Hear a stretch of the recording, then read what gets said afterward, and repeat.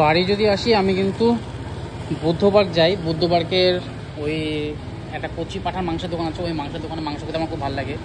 তো আজকে ওখানেই যাচ্ছি কচি পাঁঠার মাংস কিনতে, আর সেই রেসিপিটা আজকে শেয়ার করবো তোমাদের সাথে। দেখো দেরি হয়ে গেছে অনেকটা, 12টা 6 বাজে এখন। আমি তো খাবোই খাবো, গাড়িও বলছে আমিও খাবো, এবার সেই জন্য ওকে খাওয়াতে কিন্তু এখন কল্যাণী নিয়ে আসলাম।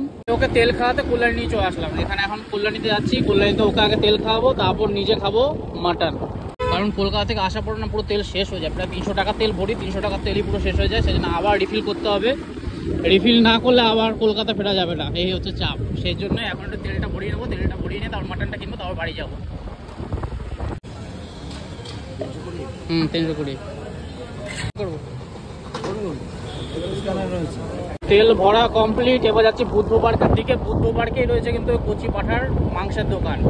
যাই হোক, এখান থেকে একটুখানি সোজা গেলে কিন্তু বুদ্ধ পার্ক। এই হলো বুদ্ধ পার্কের সেই মাটনের দোকান, যে দোকান থেকে আমি কিন্তু মাটন কিনি। এখানে কিন্তু 780 টাকা মাটন কেজি, আর এখানে কিন্তু একটা কচি পাঁঠা পাওয়া যায়। এমন না যে রিয়াজি খাসির মাংস প্রচুর চর্বি থাকে, ওরকম কিন্তু মাংস না, এখানে কিন্তু কচি পাঁঠার মাংস পাওয়া যায়। সেই জন্য এখান থেকে নিয়ে আমার নেওয়া হয়ে গেছে।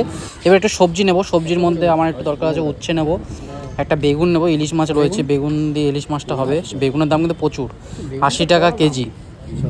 যাই হোক, বেগুন নেবো, লঙ্কা নেবো, আর টমেটো দরকার আছে, টমেটোও নেবো। দেখো নিতে আসি একটা জিনিস, উচ্ছে নিতে এসেছিলাম, এখন অনেক কিছু নিতে।